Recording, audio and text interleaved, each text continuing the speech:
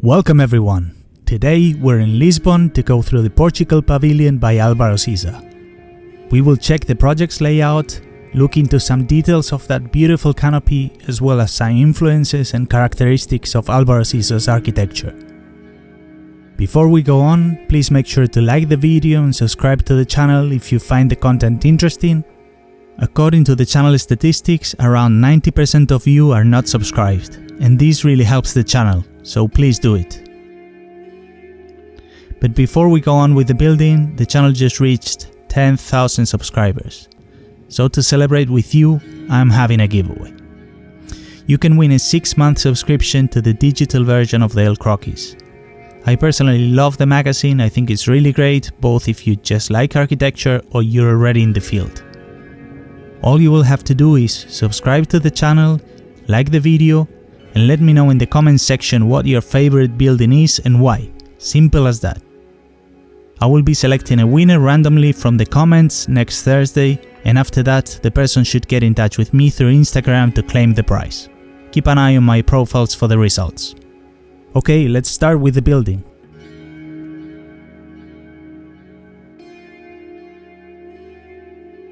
When planning started in the early 90s, it was decided that the Lisbon Expo should act as an urban regeneration dynamo.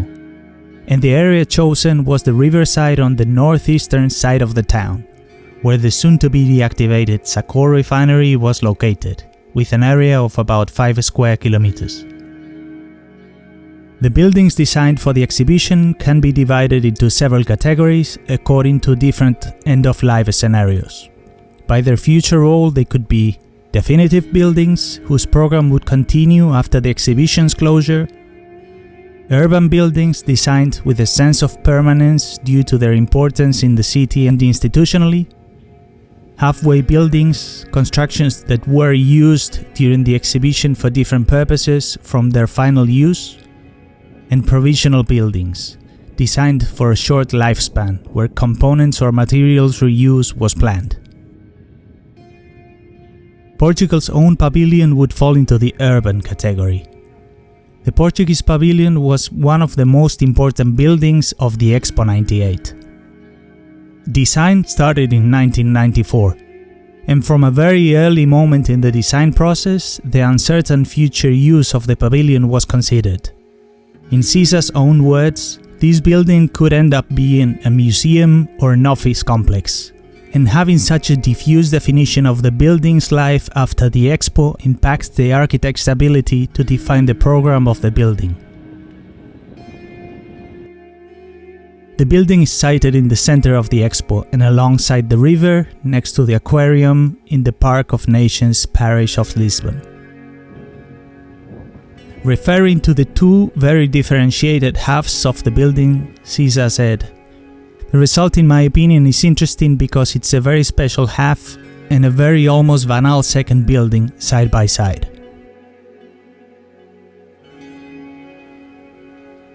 The building covers approximately 65 by 110 meters with a height of 14. It has 2 main floors above ground, a basement floor and an enclosed technical area at roof level.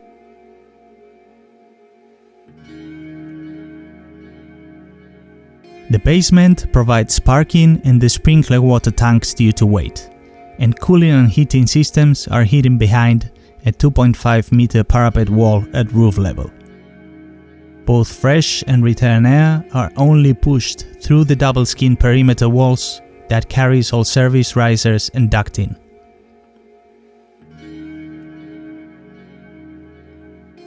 Lisbon being a hot sunny city, especially during the time the expo was open, May to September, it was decided to recess the windows and include external shutters to reduce solar gain, avoiding heating the interior spaces unnecessarily.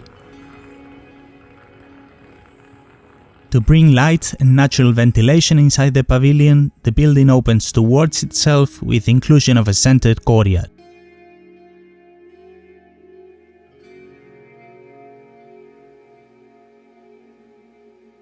The building mixes the use of a lightweight reinforced concrete, not used generally in Portugal before, and metal in the main museum rooms. The large column-free spaces and non-congested basements are achieved through the use of the metal columns as well as suspended beams from steel trusses.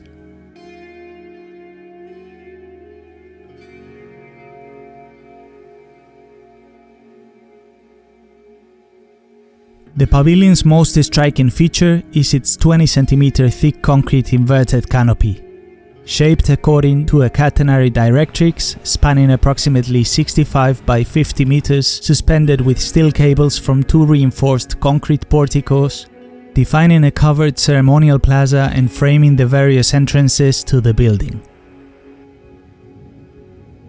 Due to Lisbon being located in a seismic risk area, the canopy structure was kept completely independent from the pavilion building to permit relative movement under stress.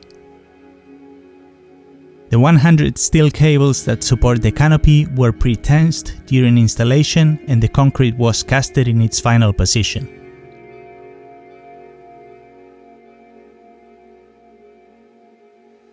Also, the steel cables are housed in grease ducts to move freely and minimize the tension on the concrete.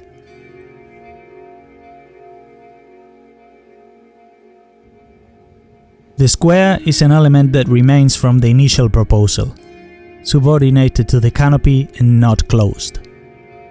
At the beginning, there was a demand to create a group reception square, and that space should be available at other times.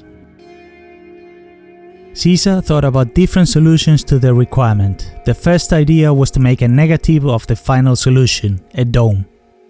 The problem with this is that the height of the dome would be exaggerated, changing the relation of the building with its surroundings, and additionally, strong winds would imply reinforcements in the canopy and the porticos to withstand the tension. For that, it was decided to invert the canopy, solving the challenges the previous design would have created. One of the characteristics of the canopy that produces surprise is how light it feels being made out of concrete, a smooth, silky line that floats next to the river. This perceived lightness is more surprising than the dimensions or the scale.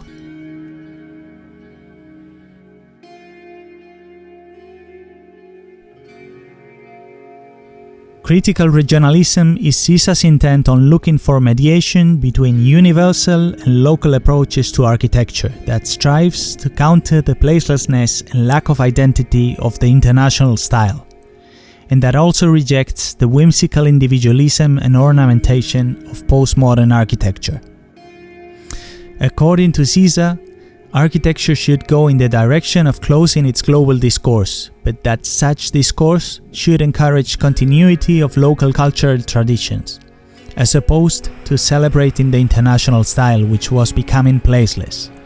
But traditions change and adapt with time, and Portugal is a country that changed a lot in the recent decades, with the revolution in 1974 and its aperturism towards Europe and its influences after.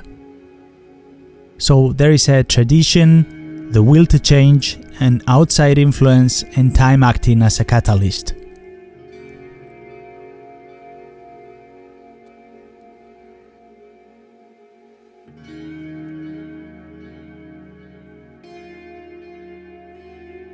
There are several references that can be read across the building. Classical and historical architecture is clearly visible in the porticos and rhythm of the windows, although combined with the modern feature of the canopy, a technical accomplishment almost shown as a very light entity in the building. The internal organization of the building with patios and semi-private spaces recall the cloister architecture.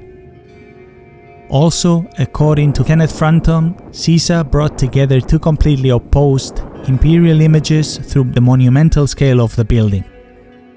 In fact, Siza goes beyond the modern movement in the way he incorporates volumes, rhythms, asymmetrical shapes, as well as playing with optical illusions with some perspectives.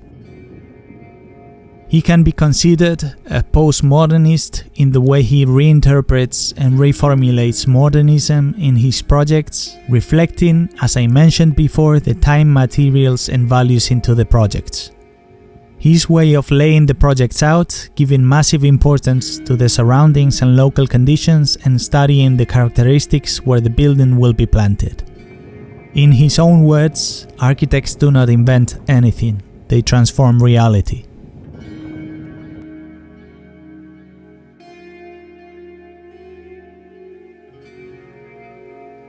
He sketches ideas from the beginning of the process, from an idea or a side picture. A process, sometimes iterative and sometimes fed from the subconscious, that leads him to a result through information and change.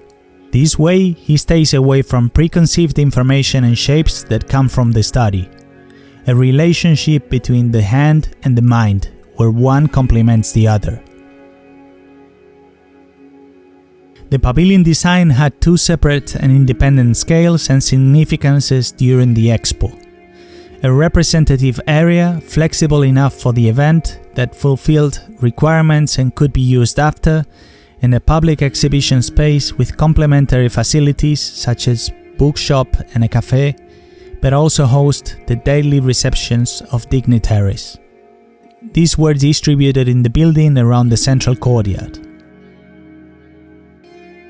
The building is currently empty, but it now belongs to Lisbon University, which hosts temporary exhibitions and events inside. The pavilion will be rehabilitated to receive a congress center, an exhibition center, and a reception center for international visitors, and will be finished within this year. If this has already changed, please let me know in the comments. I would love to be able to visit the interior at some point. That was all for today's video. Thank you for getting to the end. I hope you enjoyed it. Please leave a like, comment and subscribe. And I'll see you all on the next one.